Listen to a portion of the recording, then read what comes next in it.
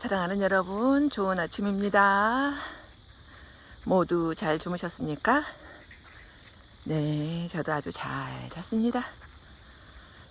네, 상담을 하다 보면 참 자녀 문제 때문에 상담이 많이 옵니다. 자녀를 어떻게 양육하는 것이 옳은 것인지, 네, 그런 고민들이 참 많아요. 저도 그 질문에서 자유로울 수가 없죠. 모든 부모들의 고민이기도 하고, 네, 그렇죠.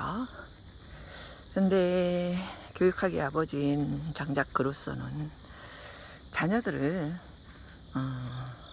자연스럽게 성장하게 하는 것이 가장 좋은 교육이다, 이런 말을 해요. 자연스럽게. 네, 여러분 자연스럽게 자녀들을 잘 성장시키고 있나요? 네, 불안하시죠? 맞아요. 불안합니다. 우리 아이가 어떻게 좀 더 잘 됐으면 좋겠는데, 어떻게 좀 더 노력했으면 좋겠는데, 어떻게 자신의 길을 좀 잘 찾아갔으면 좋겠는데, 부모의 기대만큼, 욕심만큼 되지 않아서 고민이 되시죠? 왜 그럴까요? 네, 그건 바로 부모가 자녀를 사랑하기 때문에 그래요. 근데 사랑이란 건 어때요? 상대가 내 사랑의 마음을 알아줄 때 그게 사랑이 되는 것이지, 나 혼자서 아무리 애가 탄다 그래서 그 사랑이 전달되는 건 아니에요. 오히려 집착이 되고 부담이 되고, 그리고 나의 정체성을 잃게 만드는 그런 경우들이 많이 생기거든요. 농부들도 어때요? 농부들도 농사를 짓는 걸 보면 어떻습니까? 적당한 거름과 잡초를 좀 제거해주고, 그리고 병충해를 좀 막아주는 그런 일들을 해주면은 나머지는 하늘이 알아서 하잖아요. 햇빛을 주고 물을 주고, 네, 그죠? 여러 가지 그런 사계절의 여러 가지 변화를 겪으면서 자신의 열매를 맺게 되는 그런 것들을 우리가 자연에서 볼 수가 있죠. 그런데 우리 자녀들도 마찬가지라는 거예요. 자녀들도 우리가 유치원 때까지는 부모가 손을 잡고 다녀야 되고 그렇게 해야 되지만, 이제 초등학교 시절에는 본이 돼야 돼요. 부모가 하는 모든 행동을 이렇게 보면서 따라 배우기 때문에 본이 돼야 되는 시기이죠. 그리고 사춘기 때부터는 어때요? 조금씩 자녀와 거리를 두면서 자녀의 의견을 경청하고 자녀에게 선택권을 더 많이 늘려줘야 돼요. 물론 어린 시절에도 선택권을 줘야 되지만, 이런 사춘기부터는 이제 자아 정체성을 형성하고 내가 누구인가를 찾아가는 시기이기 때문에 더 많이 선택권이 필요한 시기입니다. 그래서 저도 이제 부모가 참 아이를 많이 키워본 부모가 아니잖아요. 처음 부모가 됐고 자녀를 키우는 입장이었기 때문에 저도 많은 실수를 했던 것 같아요. 근데 어느 날 저는 이제 아침에 출장을 많이 가잖아요, 새벽에. 제가 사랑하는 선생님과 같이 출장을 갈 때가 많이 있었는데, 그때 이제 어느 날 그 선생님한테 굉장히 혼난 적이 있어요. 왜 유 선생은 아이들을 믿지 않느냐? 왜 아이들에게 실패할 기회를 주지 않느냐? 왜 아이들을 자율성을 주지 않느냐? 그러는 거예요. 그래서 제가 저는 굉장히 좋은 엄마라고 생각하고 출장 가면서까지 막 아이들 학교 늦을까봐 또 막 모닝콜 해주고 이러면서 엄청 노력하는 엄마라고 착각하고 있었는데, 선생님은 그렇게 보지 않는 거예요. 저의 그런 태도를 보면서 아이들의 성장을 가로막고 있다고 지적을 하시는 거예요. 저는 아주 그때 깜짝 놀랐어요. 정말로 문제인식을 1도 하지 않았을 때였거든요. 완전히 자기 착각에 빠져 있을 때였죠. 그러면서 이제 그때 아이가 중학교 1학년이었어요. 이제 중학생이 되면 스스로 일어날 수 있고 자기 일을 할 수 있는 나이인데 왜 아이를 믿지 않느냐 그러는 거예요. 그때까지 저는 중학교 1학년이면 너무 어리고 부모가 돌봐야 된다고 생각하는 그런 생각을 가지고 있었기 때문에 굉장히 충격이었어요. 그래서 이제 그날 선생님한테 아이들은 이런 실패의 경험을 통해서 성장을 한다. 그러면서 아이들에게 이런 스스로 선택할 수 있는 힘을 길러줘야 된다. 이런 충고를 받으면서 그러면서 이제 저녁에 돌아와서 아이들하고 그 얘기를 했어요. 우리 아이들도 잘 아는 선생님이었기 때문에 어느 선생님한테 엄마가 많이 혼났다. 그랬더니 왜요? 이렇게 깜짝 놀라는 거예요. 엄마가 너희들을 믿지 않는다고 너무 혼났어. 왜 엄마가 우리를 믿지 않아요? 그랬더니 엄마는 너희들을 믿고 있다고 생각을 했는데 생각해 보니까 엄마가 너희들에 대한 믿음이 아주 부족했던 것 같아. 왜요? 이러는 거예요. 엄마는 출장 가면서도 너희들 둘밖에 어린 너희들밖에 없으니까 학교 늦을까봐 맨날 아침에 깨워주고 그랬잖아. 네. 그런데 그런 엄마의 태도를 보면서 선생님이 엄청 나무라시더라고. 왜요? 너희들이 이제 중학생이 됐기 때문에 충분히 혼자 일어나서 자기 일을 할 수 있는 나이인데 엄마가 너희들 너무 어린애 취급하고 믿지 않는다는 거야. 그때 애들도 깜짝 놀라는 거야. 그래서 엄마는 오늘 너희들하고 이야기를 하고 너희들에게 선택권을 주려고 그래. 하나는 지금처럼 엄마가 매일매일 너희들을 깨워주는 거, 학교 갈 때마다 깨워주는 거. 하나는 너희들이 스스로 일어나는 거. 두 가지 중에 너희들은 어떻게 했으면 좋겠어? 이렇게 물었더니 아이들이 가만히 있더니 엄마, 그럼 우리가 스스로 일어나 볼게요.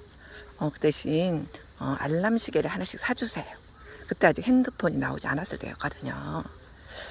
그래서 그래? 그러면 이제 그렇게 할래? 아이들에게는 아직 핸드폰이 없을 때였어요. 그래서 이제 그렇게 하고 이제 알람 시계를 사줬더니 아이들이 정말로 놀랍게도 일어나더라고요, 스스로. 그래서 너무 감사했습니다. 그런데 엄마라는 건 어때요? 또 출장을 가게 되면 또 불안해요. 집에 있을 때는 스스로 일어나는 것을 확인하니까 안심이 되는데 출장을 가면 또 굉장히 불안한 거예요. 혹시 깜빡 잠들었으면 어떡하지 하고. 그래서 또 몰래 선생님 몰래 밖으로 그 기차 저 중간쯤에 칸에 나가가지고 또 몰래 전화를 하는 거예요. 그래서 선생님한테 또 딱 걸렸어요. 그랬더니 선생님이 그렇게 아이를 믿지 못하면 아이는 성장하지 못한다. 아이가 넘어지는 연습을, 실패하는 연습을 해야만이 그 넘어짐을 통해서, 실패를 통해서 아이는 경험을 쌓고 그래야만이 독립된 인간으로 성장할 수가 있다.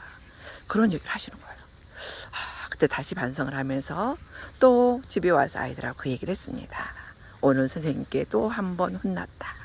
엄마가 너희들에게 혹시 엄마가 없어서 혹시 또 잠들었을까봐 걱정하고 전화하는 것은 결코 착한 엄마가 아니라 너희들의 성장을 방해하고 너희들을 믿지 못하는 엄마라는 것을 또 주의를 받았다. 그러면서 오늘부터는 너희들이 어떤 일이 있어도 엄마가 없어도 너희들이 실수로 학교를 못 가더라도 엄마가 깨우지 않겠다 라고 선언을 했습니다. 그 이후에 어떻게 됐을까요? 네, 한 번은 우리 아들이 2시에 일어나가지고 2시에 학교 간 적이 있었고요. 한 번은 더 늦게 일어나서 학교를 못 간 적도 있었어요. 그런데 그 경험이 어때요? 굉장히 아이들에게는 좋은 경험이 된 거죠. 실패의 경험. 엄마가 없어서 밤새 게임하고 놀다가 늦게 잠들고 또 늦게 잠들어가지고 너무 빨리 일어나가지고 다시 잠들었는데 너무 푹 자버린 거죠. 그죠? 그래서 이러한 경험을 통해서 아이들은 결국은 자기 독립성, 자율성, 책임감 이런 것들을 배우게 되더라고요. 그 이후로는 우리 집은 누구도 서로 깨우지 않아요. 자기 스케줄에 맞춰서 자기들이 알아서 다 일어나지 뭐 빨리 일어나라, 학교 늦는다 이런 것들은 있을 수가 없는 일이에요. 그래서 뭐 저녁 아침에 그런 기상전쟁은 전혀 없답니다. 저희 집은. 그래서 제가 말하고 싶은 것은 아이들을 사랑한다면, 아이들을 잘 키우고 싶다면 일단 자유를 줘라. 아이들에게 자유를. 근데 자유는 반드시 그 선택권을 주는 것이에요. 선택권. 아이에게 자유를 준다는 것은 그냥 방임하라는 게 아니라 선택권을 주는 것이죠. 예를 들면 아이가 맨날 아침에 못 일어나. 그럼 어떻게 해야 될까요? 너 10분만 더 자고 일어날래? 아니면 지금 일어나서 밥 먹고 갈래? 이렇게 아이에게 선택권을 주라는 거예요. 그럼 아이는 너무너무 피곤하면 10분 더 자는 것을 선택할 거고, 아니면 자기가 밥 먹고 가는 것이 더 컨디션 좋겠다 생각하면 벌떡 일어날 거라는 거죠. 이게 바로 아이를 존중하는 태도고, 선택권을 통해서 자율성을 키우고 책임감을 키우고 주도성을 키워주는 행위예요. 그래서 어느 날 이제 우리 딸이 고등학교 때 그런 얘기를 하더라고요. 엄마, 근데 학부모 교육할 때 부모들한테 어떤 교육을 하세요? 그러는 거 같아요. 왜? 그랬더니, 근데 엄마들은 아이들이 어떤 때 행복한지를 알고 계신가요? 그러는 거예요. 그래서 저도 굉장히 뜨악했어요. 우리 아이들이 어떨 때 행복할까? 어떨 때 우리 아이들 행복을 느낄까? 저도 사실은 잘 몰랐거든요. 그죠? 근데 우리 딸이 그러더라고요. 엄마, 아이들이 가장 행복한 때는 언제인 줄 아세요? 그래서 언제야? 라고 물었더니, 아이들은 자기 엄마 아빠가 행복하게 사는 모습을 볼 때 가장 행복한 거예요.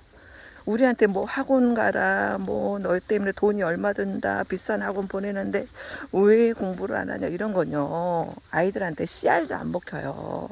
그리고 애들이 학원 가서 공부하는 줄 아세요? 다 자요. 그리고요, 엄청 엄마 아빠 욕해요. 누가 보내달라고 하지도 않은 학원 보내면서 맨날 구박한다고요. 그 돈 있으면 엄마 아빠가 행복하게 사시라는 거예요. 야, 세상에, 제가요, 두 번째 충격을 받은 일이었습니다. 네, 자녀 문제 때문에. 그래서 제가 얘기하고 싶은 것은, 아이를 잘 키우는 방법은 아이에게 자유를 허용해주고 선택권을 주고, 그리고 더 중요한 것은 부모가 행복하게 사는 것인데, 그 부모가 행복하게 자기 삶을 사랑하고 주도적으로 살고 뭔가 행복하게 살면 그 뒷모습이 바로 아이들에게는 교육이에요. 교육. 그래서 모범을 보이라는 거죠. 아이가 일찍 일어난 것을 원하면 내가 일찍 일어나고, 아이가 운동하기를 원하면 내가 운동을 하고, 아이가 독서하기를 원하면 내가 독서를 하라는 거예요. 그러면 아이들은 금방이 아니어도 언젠가는 그런 부모의 뒷모습을 보면서 스며들게 되어 있어요. 물론 그러지 않아도 괜찮아요. 아이는 다른 색깔의 꽃이기 때문에. 그러나 기본 부모의 정신은 아이들은 다 이어받는다는 거죠. 여러분은 어떻게 생각하세요? 네, 저는 그렇게 생각을 합니다. 그래야만이 부모 자녀 관계도 행복하고 아이들도 자기 삶을 힘있게 살아갈 수가 있어요. 아이의 삶은 내 삶이 아닙니다. 너무 애잔하게 너무 걱정하지 마시고, 그 걱정이 아이들을 망치니까 아이들에게 선택권을 주면서 우리의 삶을 행복하게 살아갑시다. 네, 여러분 사랑합니다. 행복하세요.